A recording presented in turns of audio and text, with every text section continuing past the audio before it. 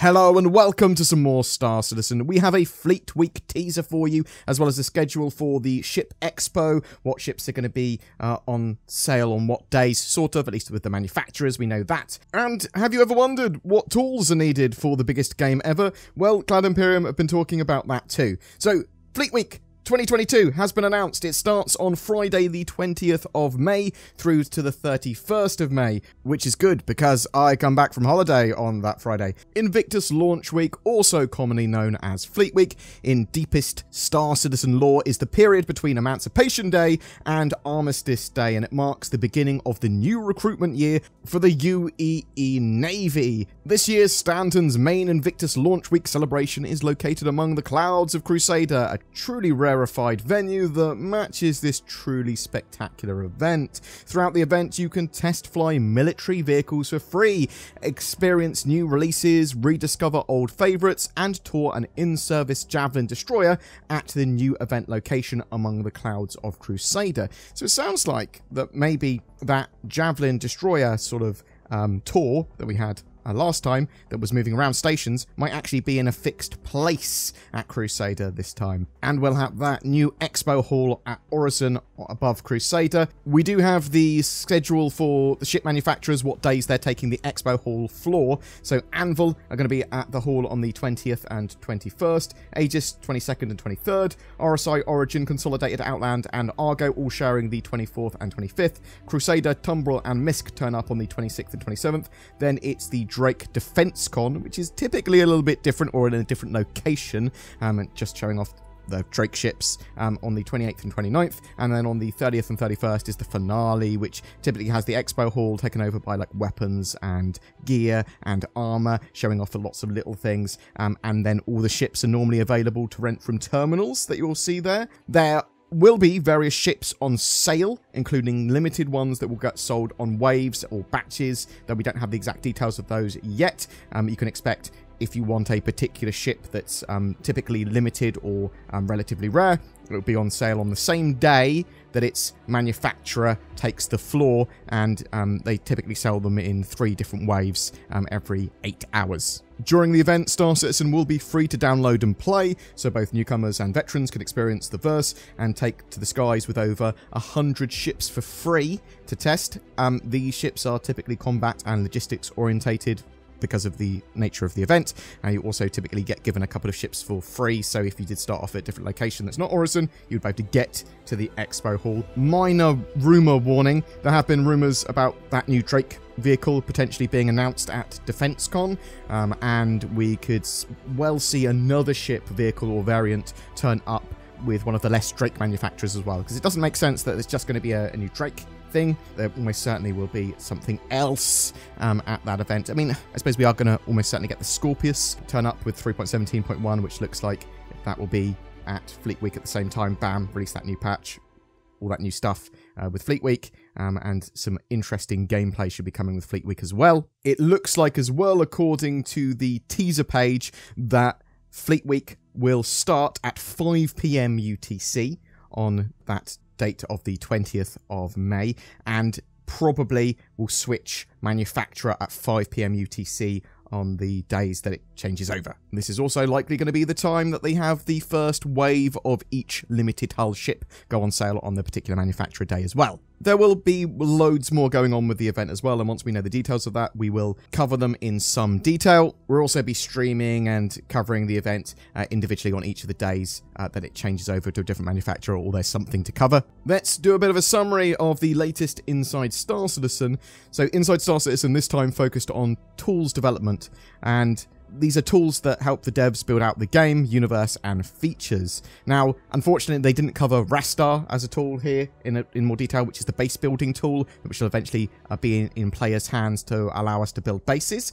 But I'm hoping that one day they show us that in a lot more detail. But if you're working on Star Citizen, if you're a dev for Star Citizen, you're almost certainly going to be using one of many tools. Where possible, they want to have automated processes handling various parts of testing and development, because they want to spend most of their time making the game rather than testing the game or making sure stuff's stable. And if they have all these automated tools that do a lot of that work for them and work out where the problems are, bam, that cuts down a huge amount of time. So having a smooth connection and flow between artists and other devs as well is key. So the Mighty Bridge is one of the tools they showed off. This is a plugin for the game editor, so the sort of tools they use to build out the gameplay space in the world. Mighty Bridge allows them to literally connect it to other software packages easily. So you've got the in-game editor, can be connected to other software packages, and this is a near seamless experience once they've actually got the whatever software they want to work, and it's a two-way communication bridge that the software then shares. So it can adapt and work out what's needed,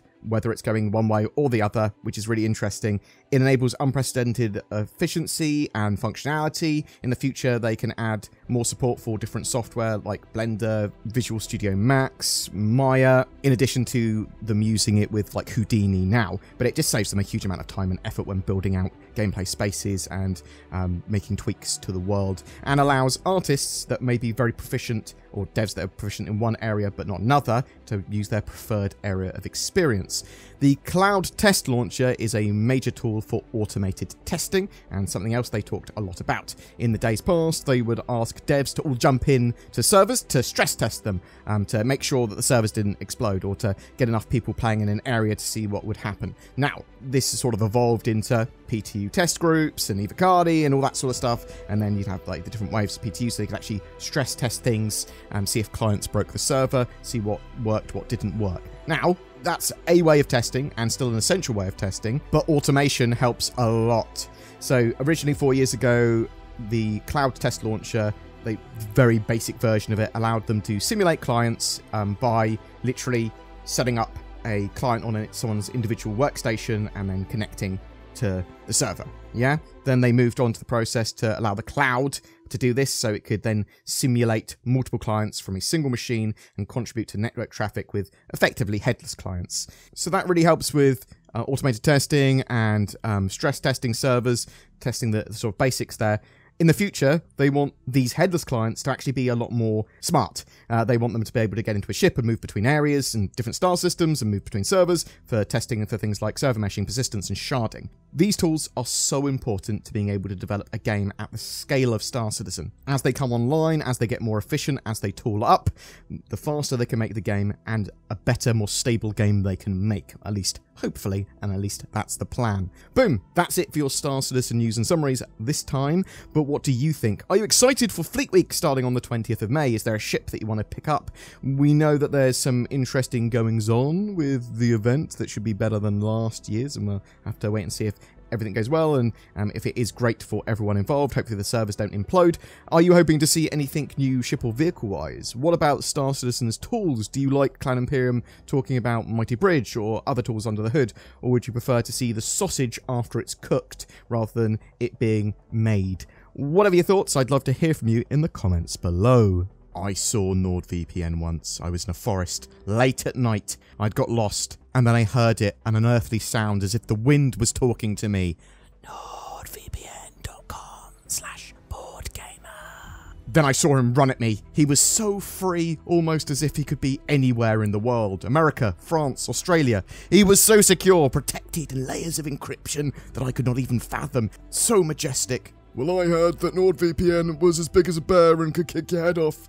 I've also heard that, which is why, just in case, I go to nordvpn.com/BoredGamer to appease the beast. You can find links to that down below. If you're looking for a new god, why not try NordVPN? Every month we have a ship giveaway. This time for May, to celebrate Star Citizen Alpha 3.17's release, we're giving away 3 prizes to 3 separate winners. An Origin 100i luxury starter ship, a consolidated Outland Nomad versatile freighter, and an Aegis Avenger Titan multi-role ship.